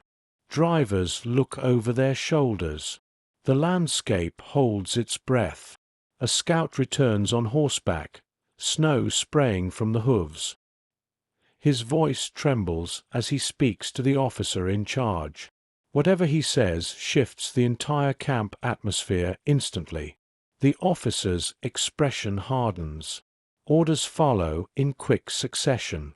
They must accelerate westward. The Red Army is advancing from multiple directions. Contact is expected within hours. The nurses act without hesitation. They secure the wounded, double-check restraints, reinforce blankets, and tighten splints. Marta adjusts the dressings on a man who has only just stabilized. Johanna checks pulses, assessing who can withstand a rougher ride. Elizabeth coordinates with the medic team, her movements swift and precise. The convoy sets off again, this time with an urgency that leaves no room for caution. Wagons creak under the added strain. Horses break into an uneasy trot. Engines roar, coughing through clouds of exhaust that blur the frozen air. Snow begins to fall hard, thick, driving flakes that slash sideways in the wind. Visibility narrows. The road dissolves into a ghostly ribbon of white. The nurses strain to see through the open flaps of the trucks. They hear the artillery grow nearer, its pattern becoming unmistakable, advancing fire. Soon, the first signs appear. A smoldering cart lies overturned beside the path. Another wagon, half buried in snow, bears the marks of recent shelling. Footprints scatter in every direction, some deep and hurried, others shallow and fading. As they pass a bend in the forest road, gunfire cracks faintly in the distance. The doctors exchange glances, unspoken fear forming between them. They know that the wounded will not survive a direct encounter. They know the Red Army takes no comfort in the sight of German uniforms. Near midday, the convoy halts abruptly. A fallen tree blocks the path, fresh, forced down by artillery or deliberate obstruction. Soldiers rush forward with axes, hacking at the trunk while the nurses wait in unnatural stillness. Every minute is a risk. Every second stretches thin. Marta listens to the breathing of a feverish patient whose condition worsens with each delay. Johanna grips the edge of the truck bench, feeling the vibration of distant tanks through the wood. Elizabeth steps outside to assess the situation and returns with a look that confirms what they feared. The front is collapsing so quickly that they are no longer outrunning it. They are moving alongside it. When the tree is finally cleared, the convoy surges forward. The wind shifts, carrying a low, mechanical rumble that draws closer with each heartbeat. Tracks grinding over ice. Engines unfamiliar in tone. The unmistakable sound of armored vehicles approaching from the east. The nurses exchange no words. They need none. The collapse is no longer coming. It has arrived. The convoy presses forward through the forest as the distant mechanical rumble grows louder. It vibrates through the frozen ground, the wagons, the wooden planks beneath the nurses' feet. Every jolt of the truck feels sharper, every shift in the air more urgent. Snow falls in a relentless veil, erasing tracks almost as soon as they are made, leaving the sense that the world is closing in behind them. Inside the medical truck, the wounded stir with the sudden acceleration. Marta steadies a man whose breathing has become ragged, one hand on his shoulder, the other checking the bandage that winds across his ribs. His eyes flutter open, then close again with visible effort. She whispers reassurance, though the words feel thin against the mounting fear. Johanna glances toward the back flap, listening. The sound is clearer now. Engines grinding, metal clattering, treads crushing frozen earth. She meets Elizabeth's eyes across the cramped space. No one needs to say the words. Soviet armor is approaching. The convoy reaches a clearing. The sky above is a pale, storm-lit gray. The officer in charge rides forward, scanning the surroundings with frantic precision. The path ahead splits, an open road leading west, and a narrow trail curving south through dense forest. He signals. They turn south. The wagons lurch violently as they enter the uneven trail. Branches scrape the sides. Snow cascades from the trees in sudden bursts. The nurses brace themselves and the patients as the truck pitches over deep roots hidden beneath the white cover. For a brief moment, the mechanical rumble fades. Then gunfire cracks sharply in the distance, short bursts answered by heavier, rolling thunder. The Red Army has reached the outer edge of the retreating units. The convoy presses deeper into the forest, straining to stay ahead of the chaos. But the narrow trail slows them. A wagon will get stuck in a rut. Men push and shout, boots slipping on ice. Another horse stumbles, nearly bringing its load down with it. The nurses watch helplessly, knowing every second lost brings danger closer. Suddenly, the distant rumble returns, louder now, accompanied by the faint clatter of chains and shouted commands carried by the wind. The sound approaches from the northeast, angling toward their direction. Elizabeth steps outside as soon as the truck halts again. Snow whips against her coat, melting along her collar. She scans the tree-line, listening with practiced calm. When she returns, her voice is steady but low. They're close. The convoy must move. The officer orders the trucks to continue ahead while the slower wagons regroup. The nurses are instructed to stay with the wounded already loaded. There is no time to rearrange, no safe space to reorganize. Engines sputter, then roar. The truck jerks forward, bouncing sharply over uneven ground. Inside, the lantern sways violently. The wounded cry out as the movement strains their injuries. Marta grips the support beam overhead, steadying both herself and the patient beside her. Johanna holds pressure on a reopening wound, her gloves already soaked. Elizabeth kneels near the rear doors, bracing a man whose condition is deteriorating with the rough ride. The forest thins abruptly. Ahead, the trail opens into a shallow valley. The trucks descend carefully, tires skidding on the icy slope. At the bottom, they must cross a frozen stream. The first vehicle attempts the crossing, and the ice groans beneath its weight. For a breath, everyone holds still. The truck clears the stream just as the ice cracks behind it. The next vehicle hesitates, then follows. The ice holds again, but barely. Horses whimper as their hooves scrape across the slick surface. One wagon slips, tilting dangerously before its driver manages to correct the course. Behind them, the rumble grows into a roar. They reach the opposite bank. As the trucks climb the slope, The nurses hear the unmistakable sound of armored treads breaking into the clearing behind them. The Red Army has arrived at the stream. Shouts echo through the forest. Commands, warnings, the rapid escalation of battle. Then the first shells land. They hit the trees above the convoy, sending splinters raining down in sharp, frozen fragments. Snow erupts in clouds. Horses rear. Drivers shout.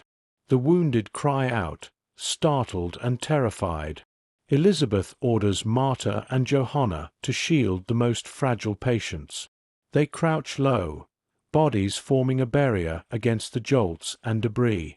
The truck speeds forward, engine straining, trying to outrun a force it cannot overpower.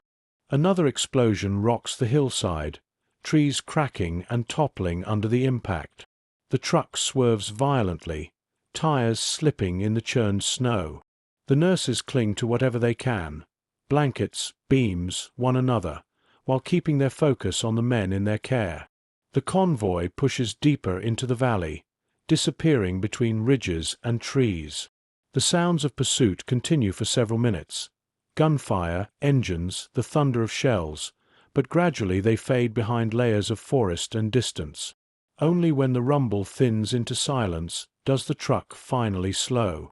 The nurses release their held breath. Marta checks the patients, one by one. Johanna replaces the dressings loosened during the chaos. Elizabeth presses her hand briefly against the wooden bench, grounding herself in the fact that, for now, they have escaped. But the collapse is complete. The front has broken. The Red Army is no longer behind them. It is around them, advancing in waves. Every mile west will require endurance the nurses are not sure they have left. Still, the work continues. The wounded need them, and the road stretches on. Evacuation trains. Duty on rails. The retreat eventually delivers the nurses and the wounded to a desolate rail junction, an outpost carved into the winter landscape by necessity rather than design. Two battered trains wait on the tracks, their steel frames rimed with frost, their windows clouded by breath frozen from previous journeys. Smoke rises weakly from their chimneys, drifting into the grey sky like a fragile signal that help still exists somewhere. The air around the station is brittle with cold. Snow crunches under boots in sharp, crystalline fractures. Soldiers hurry along the platform, carrying crates, shouting orders, scanning the tree-line with restless eyes. The Red Army's advance has driven thousands toward these tracks. This junction is one of the last chances to push the wounded deeper west. The nurses step off the convoy trucks and immediately feel the shift in atmosphere. The forest is behind them. Open ground surrounds them with no shelter. The entire horizon feels exposed, an unbroken expanse where danger can travel quickly and without warning. Elizabeth surveys the scene with quiet urgency. The officers have arranged the wounded by priority. Those who can walk help toward the rear cars, those who cannot lifted onto stretchers and carried toward the medical wagons near the front. The system is too tight, too rushed, but it is the only way to move everyone before the enemy draws closer. Marta assists in transferring patients from the trucks. Frost clings to the blankets as she lifts them, stiff edges brushing against her wrists. A soldier shivers violently in her arms, his body unable to hold heat even beneath layers of wool. She moves carefully, guiding him toward a stretcher team waiting at the platform's edge. Johanna climbs aboard the first medical carriage. Inside, the warmth is faint but welcome. The space is narrow, lined with wooden shelves fitted to hold stretchers. Some are already occupied, men breathing unevenly, eyes half open, faces pale beneath the lantern's wavering glow. The smell inside is a mixture of disinfectant, cold metal, and human fatigue. She begins preparing the space, checking straps, ensuring blankets are ready, and clearing unused supplies from the floor. Soon, there will be no room to breathe, let alone reorganize.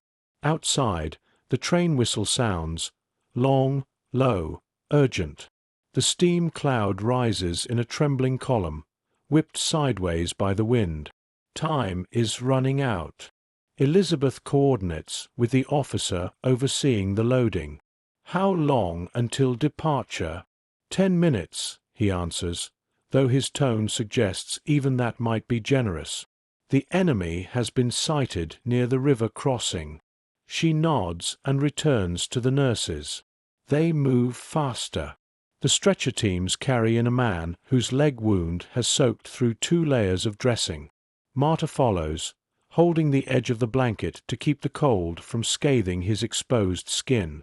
Johanna clears space on the middle shelf, guiding the stretcher into place before fastening the straps with practiced hands. Another patient arrives, a soldier with severe frostbite who lost consciousness during the ride. His breath forms brief clouds. His fingers are wrapped in cloth too stiff to bend. Elizabeth checks his pulse. It is faint but present. She settles him into a lower berth where the lantern warmth can reach him. Outside, more soldiers rush forward. A wagon overturns near the tracks as its wheel catches on a buried stone. Supplies spill out, bandages, tins, spare clothing tumbling into snow. Men scramble to retrieve what they can. The nurses feel the tremor of urgency radiating through the entire station. Then a distant sound spreads across the open fields. Artillery, muffled by distance but unmistakably closing in. The officer shouts for immediate boarding. The urgency in his voice sends a ripple through the platform. Drivers hurry to secure the wagons. Soldiers lift the last of the wounded toward the train carriages. The nurses climb aboard, hands numb, chests tight from cold and adrenaline. Inside the medical carriage, the lantern light sways with the motion of hurried feet. The nurses secure the final stretcher just as the whistle blows again, sharper, commanding, echoing through the winter air. The doors slam shut. The train lurches forward. The metallic groan of wheels biting into frozen rails fills the carriage. The nurses brace themselves against the walls as the train begins its slow, heavy crawl westward.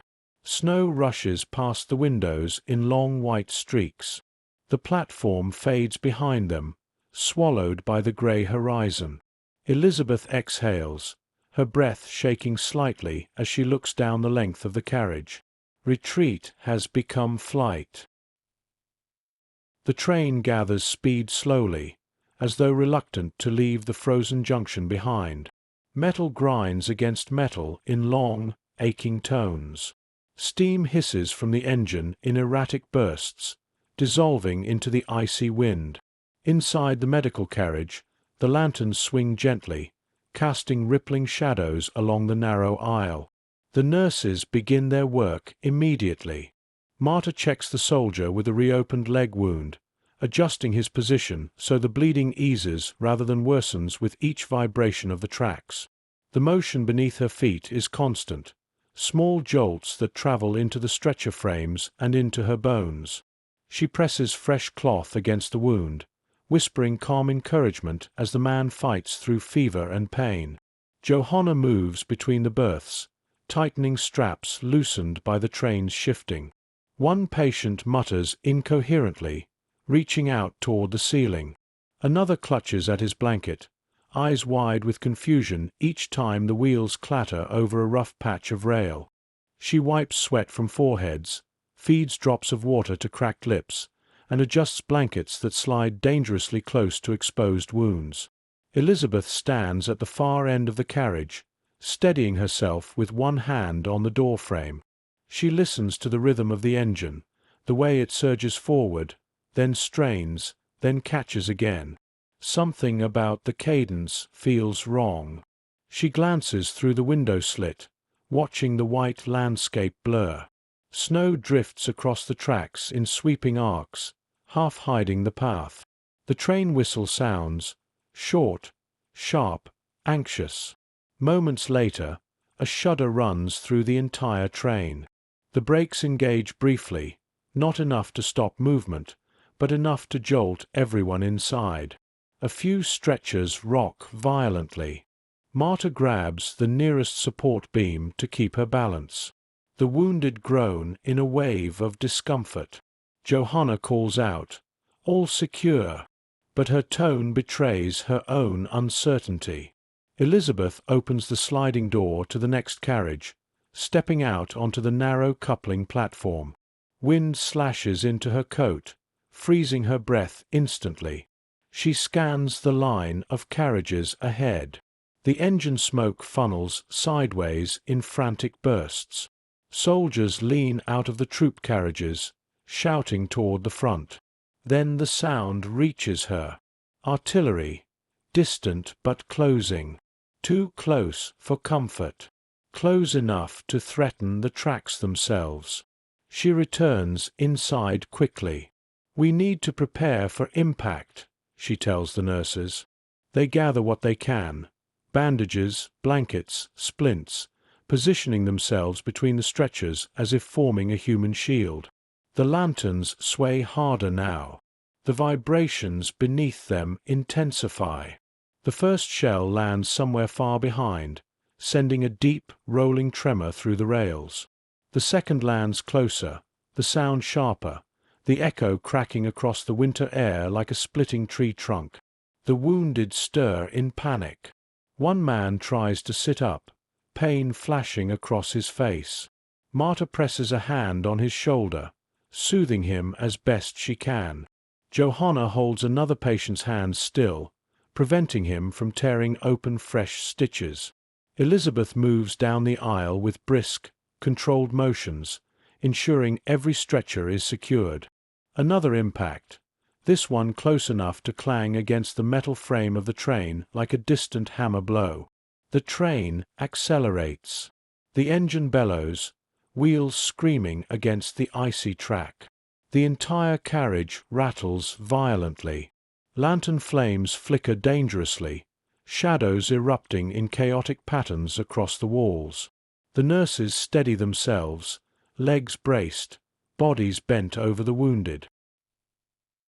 For several minutes, the world becomes a blur of sound and motion, shells exploding behind them, the rails vibrating with frantic energy, the wounded calling out through fever, fear, and confusion.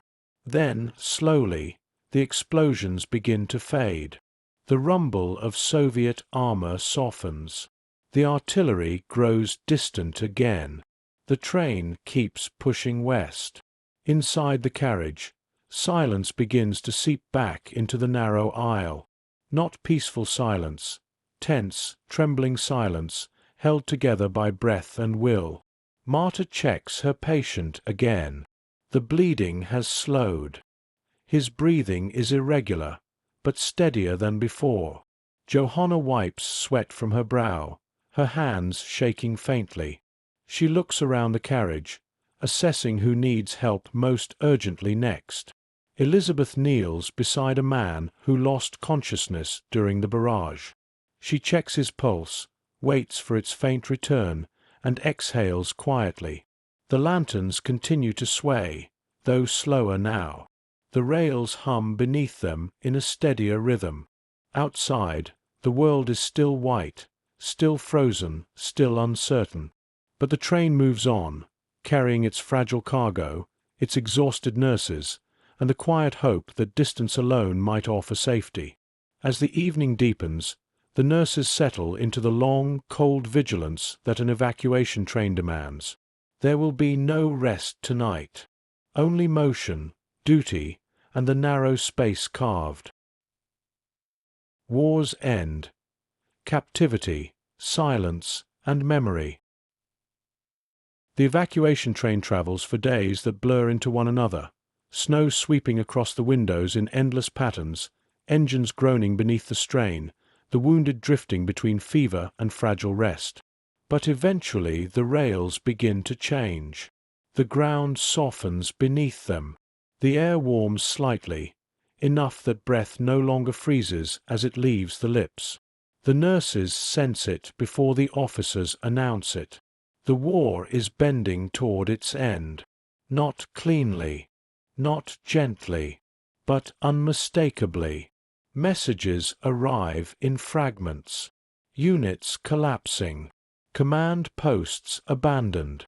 Cities surrendering in silence. Entire fronts folding like paper exposed to flame. The Red Army advances in waves too large to comprehend. German forces fall back until there is nowhere left to retreat. The train finally stops at a small station west of the collapsing front, a place meant to be temporary but now crowded with fleeing columns. Makeshift tents fill the empty fields. Soldiers move like shadows, hungry, exhausted, unsure where to go. Civilians wander the area with bundles strapped to their backs, searching for missing relatives or a safe direction. The nurses step down from the carriage and feel the weight of tension pressing across the camp. No one knows who holds the territory ahead. No one knows whether safety lies north, west, or nowhere at all. Elizabeth directs the group to unload the most critical patients into a wooden barn newly designated as a field ward. Inside, the space smells of hay and damp earth, but it is sheltered and quiet. They begin their work again, dressing wounds, distributing what little supplies remain, offering water to soldiers who have not had a full cup in days. Their movements are slower now, shaped not by urgency alone, but by the strain of exhaustion that has settled deep into their bones. Marta tends to a young soldier who cannot stop shaking. His face twitches with each burst of distant artillery. She wraps a blanket around his shoulders and speaks softly, her voice steady. When he does not respond, she remains nearby until his trembling eases. Johanna examines a frostbitten man whose toes have turned completely black. The doctor confirms what she already knew. Amputation is necessary if the rot is to be contained. They prepare a corner of the barn as an improvised operating space, shielding it from view as much as possible. The procedure is grim but essential. The man survives, though only barely. Outside, the sky darkens. Smoke hangs above the horizon, too far to identify, too close to ignore. Officers speak quickly, exchanging maps and guesses about enemy movements. A rumor spreads that the Soviet advance has already passed the river. Another claims the line has shifted south instead. None of it feels certain. The nurses sense the inevitability in the air. The front will reach them soon. Late that night, the distant roar returns, long, low, unmistakably heavy. A single tank's engine can be mistaken. A single detonation, explained away. But this is different. This is an approaching tide. Soldiers scramble. Civilians gather belongings. Officers shout for order, but their voices carry no authority against the mounting panic. The nurses stand in the doorway of the barn, watching the chaos ripple through the station. Then the first flares rise into the sky, bright arcs illuminating the snow-covered fields. The Red Army is here. The camp erupts into motion. Some try to flee. Others freeze in place, as if shock has rooted them to the ground. The nurses have no orders, only instinct. They return to the barn, gathering the wounded and preparing them for what comes next. Some men beg to be hidden. Others ask for reassurance, voices cracking with fear. Elizabeth steadies a lantern with shaking hands. Johanna checks the door latch. Marta moves between the cots, offering water, blankets, anything that brings a thread of comfort. Moments later, unfamiliar voices echo outside, Russian, sharp and commanding. Boots crunch through snow. Engines idle.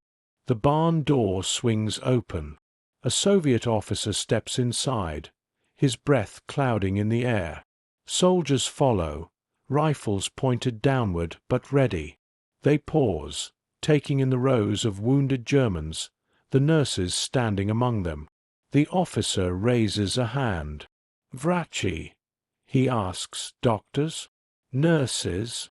Elizabeth nods slowly. The officer studies her face, then the patient's. He speaks quietly to his men. To the nurse's relief, the rifles lower fully. No shots, no shouting, only instructions passed in low voices. The war has ended for them, not with a surrender or a final order, but with a barn full of wounded men and a single moment of recognition between people who have all seen too much. The nurses exchange silent glances. Exhaustion washes through them, deep, overwhelming, impossible to describe. The fear does not vanish, but it settles into something else. Something like resignation or survival. Outside, the Soviet soldiers secure the area. The barn remains quiet, filled with the steady breathing of men who have outlasted the front, but not the cost of it. Night falls slowly. The war moves on without them, and captivity, with all its uncertainty, begins. The first hours of captivity unfold in a strange, subdued quiet. The Soviet soldiers secure the perimeter with measured efficiency, but show no desire for chaos. Their voices murmur outside the barn in tones that oscillate between command and fatigue. The war has taken its toll on them as well. The shared exhaustion hangs in the air like a heavy snowfall. Inside, the nurses continue tending to the wounded as if the front had never passed over them. Their routines do not change, checking pulses, offering sips of water, adjusting blankets stiff from cold. The work keeps them anchored. It keeps the men calm. It keeps fear from rising into something unmanageable. Marta cleans a deep wound on a soldier who whispers apologies through chattering teeth. She assures him that apologies are unnecessary. He is alive, and that is enough for now. His eyes soften, gratitude filling the space where fear once lived.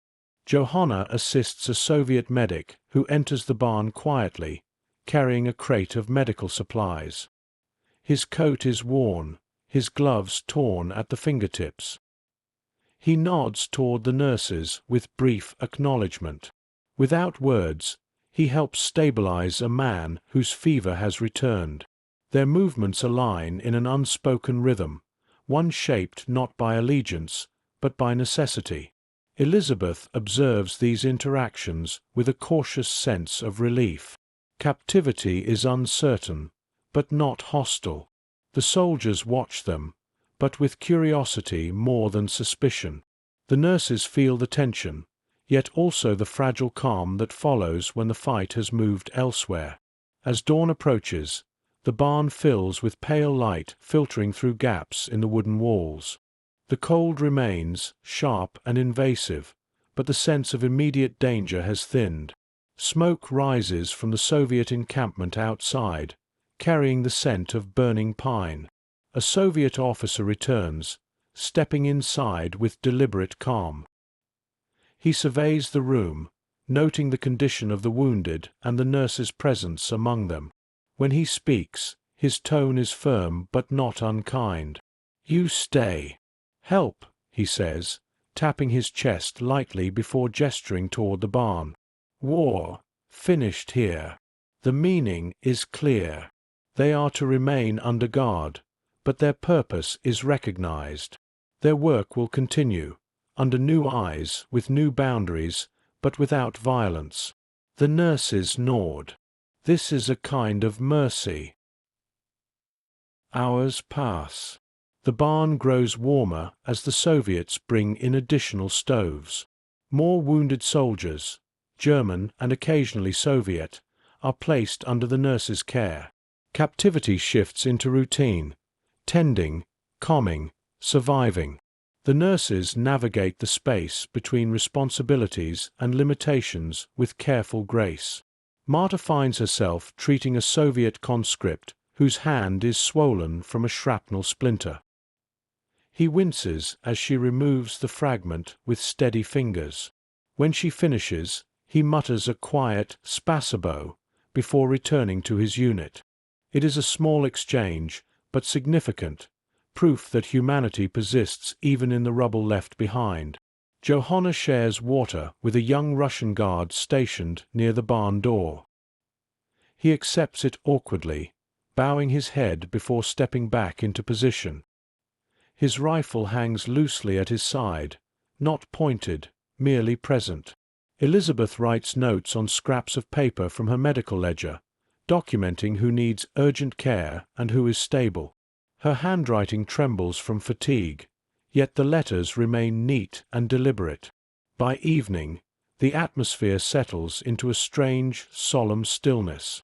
Outside, the sounds of war drift farther and farther away. No artillery, no engines, only the crackle of fires and the murmur of soldiers speaking in low tones.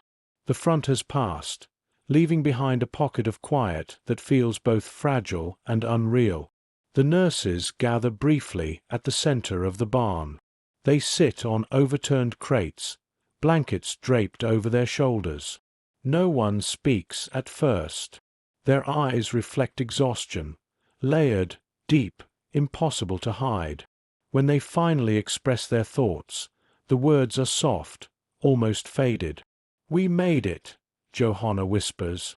"For now," Marta answers gently. Elizabeth nods, not in triumph, but in acknowledgment of the endurance demanded of them. Night falls again, drawing long shadows across the wooden walls. The wounded sleep in uneven rhythms. The Soviets maintain watch outside. The nurses remain in the quiet space between rolls, no longer retreating, not yet released. In that stillness, they feel the weight of everything they have carried. The cold, the losses, the impossible choices, the faces that will stay with them long after this barn is gone. Captivity holds them now, but so does memory. And memory, unlike the front, does not retreat. Aftermath. There comes a point, after the wind loses its sharpness and the snow stops drifting across open fields, when the world begins to breathe again. Not with relief, not with triumph, but with a quiet that feels both earned and unfamiliar. In the barn the nurses occupied, first as caretakers, later as captives. The final hours of the war settle like dust on wooden beams. Even now, the cold lingers along the floorboards, rising in faint currents that brush against blankets and boots. The lanterns burn low, their light soft and unassertive, leaving the corners of the room to darkness. Most of the wounded sleep. A few shift in restless dreams.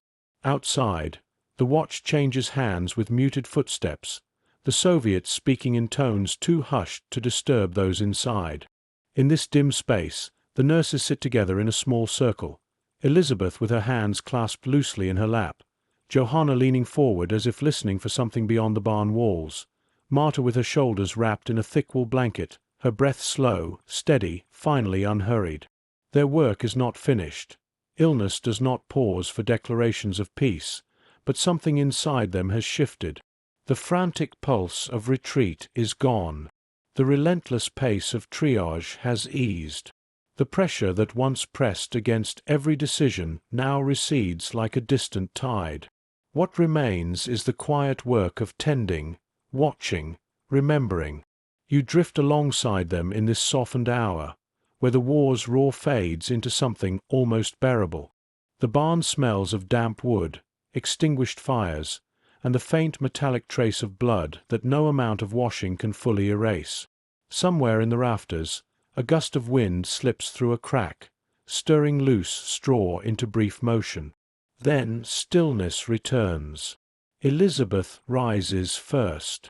Her steps are slow, careful, the steps of someone whose exhaustion has settled deep into her bones. She checks the nearest patient, adjusting his blanket with the calm tenderness of a habit formed long before the front began to collapse. When she exhales, the breath leaves her in a small cloud that disappears quickly, as if the cold is no longer strong enough to hold on to it. Johanna walks the length of the barn, lantern in hand. Its light spills softly over faces marked by pain and long nights. She pauses beside a man whose fever broke only hours ago. His breathing is steady now. She touches his wrist lightly and moves on, her steps measured, her expression softened by something rare on the Eastern Front, the sense that, for this moment, survival is not slipping away. Marta sits alone for a few minutes longer, staring at the wooden boards beneath her feet. She hears the quiet inside the barn, the absence of screams, the absence of mortar fire, the absence of rushing stretcher teams. Her shoulders lower, her fingers uncurl. When she finally stands, she moves with the deliberate calm of someone rediscovering the rhythm of her own body after months of urgency. Outside, the sky has begun to lighten. The first signs of dawn are faint, filtering through treetops in thin strands.